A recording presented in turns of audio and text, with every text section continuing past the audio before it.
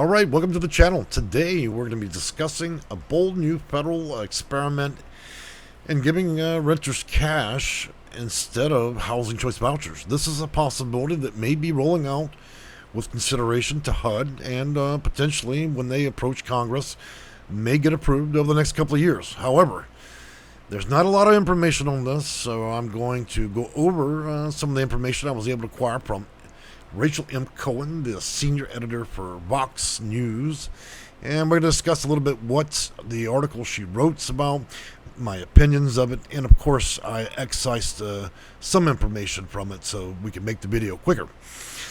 Alright, so to get started, I'm going to do a few introductions. My name is Jay. I am the owner of SectionAConsulting.com, and I work with clients across the nation and have so for about 20 years, helping them get vouchers, navigate the system, and other things they may not be fundamentally understand, and answer questions, including the situations that may arise between that of the housing authority and themselves and problems they may have with landlords. So if you're struggling with the process or you have an issue at hand that you're unable to deal with or get answers for, reach out to our company and we'll be happy to discuss what your options are.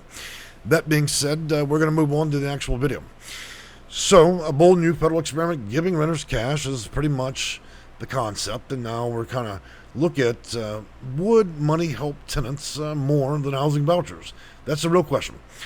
Depending on how this is rolled out, it would potentially have a greater effect of helping, because we have so many landlords that don't like the convoluted process of dealing with waiting and receiving payments and the process you go through to become a landlord, as well as tenants being denied for a source of income, and the stigma that's simply attached to vouchers over the course of the last 50 years has been pretty bad, mostly because news agencies love to report only the bad versus the good in relation to housing and vouchers.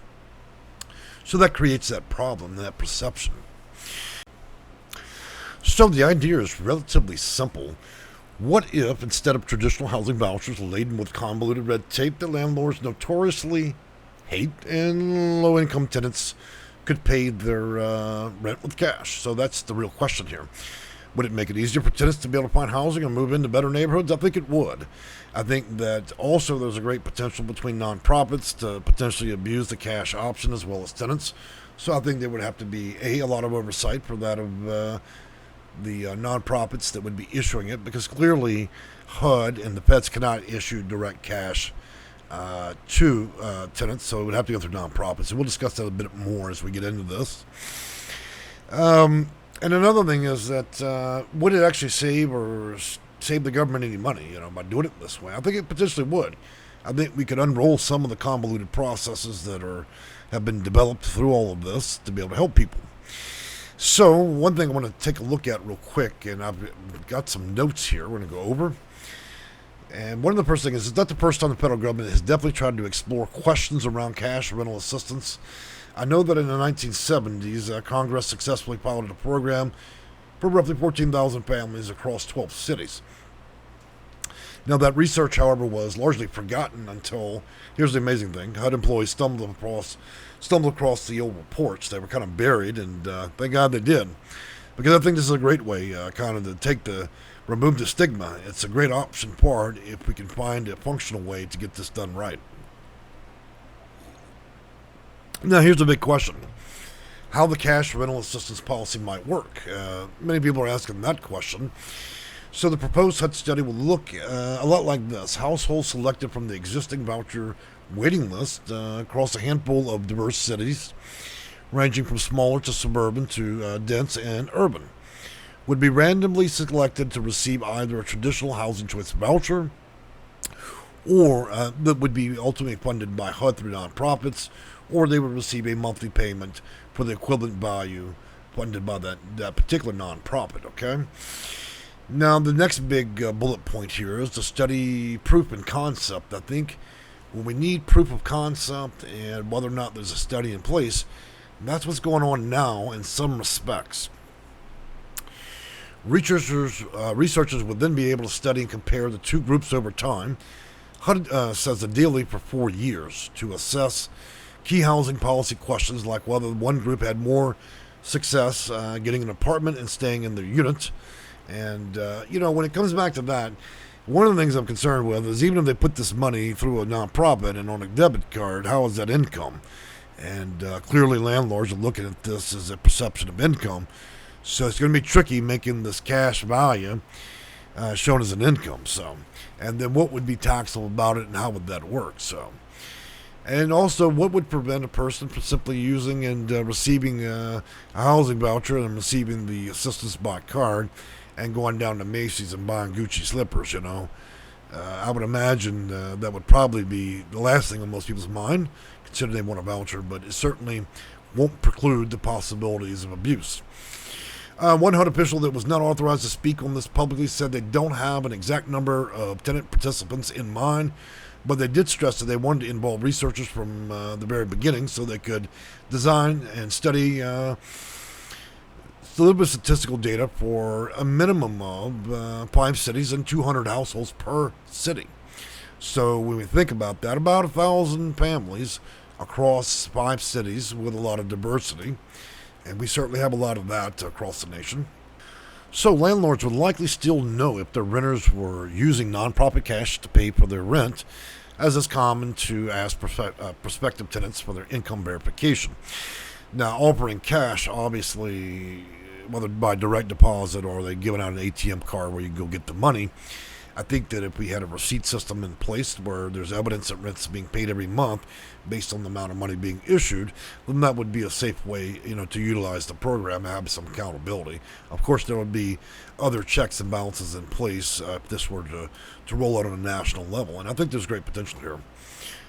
But this kind of study would also be able to help clarify whether landlords are more biased against renting to low-income people who rely on aid, or if the landlord resistance is primarily stemming from the hoops that the traditional vouchers and its program put the landlord going through. So when you look at that, landlords have to go through a housing quality inspection, and that inspection sometimes take up to 30 days. So all that time the landlord's not receiving monies or rents, and often they don't like going through that or having to make necessary repairs. And then, of course, we go back to prejudicial behavior by the particular landlords. They may not like low-income individuals or even look low-income. There may be other prejudicial behaviors, include discrimination or racism that may be included, whether it was intentional or unintentional. So there's a lot of things that go on with the typical system we have. I see it every day, considering that, as a company myself, we deal with around 1,000 clients. I've seen just about every scenario play out. However, those scenarios that are negative to the situation play out far less amongst the statistical data. In other words, if there is a problem, it's not a big percentage problem across the board for most people, thank God. So, I think we move on to a much bigger question in ending this, since Congress won't let HUD distribute cash directly. But in that case, nonprofits can step in. Now, this public-private idea is being tried in one city already, and that's Philadelphia. Researchers are almost 1 year into a 2.5-year cash rental assistance experiment, studying 300 households selected to receive money on a prepaid debit card every month. HUD officials have been in touch with Philadelphia program leaders, but they envision the design for the federal study differently, partly because the state and local housing agencies have more flexibility on how they spend their funding. So that rolls back to a main question.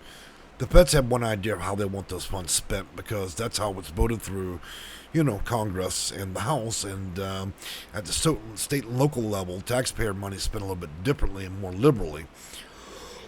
And in both situations, I think that no matter how they do this, I think there should be a broader number of households, that are receiving the cash assistance for testing, both West Coast, East Coast, Southern states, Midwest, and make sure we're hitting some of their more diverse areas, like places like California, Texas, Florida, New York, and other areas across the West Coast as well. Would give us a good snapshot of what America is truly about. And looking even at the southern states where people in their communities are fundamentally may have less money than those that are up in the West and East Coast. And then looking at the same kind of struggles that Middle America faces throughout the Midwest. However this is done, I think it is a good idea. I think that there needs to be a lot of thought in it, but I hope, unlike many things that HUD considers, that they don't write a bunch of policy and that's going to convolute and further put a strain on the system.